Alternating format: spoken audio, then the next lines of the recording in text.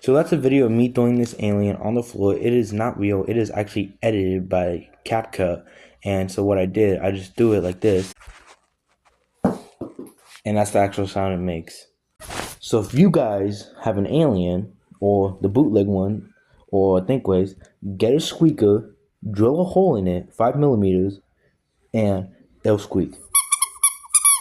And this is the only movie accurate one you can get, not the ones. So get this one on AliExpress. I'll try to put a link in the comments below if I can. I'm not sure because most of the comments are off in my video. So I'll see what I can do for you guys. Bye and happy Easter.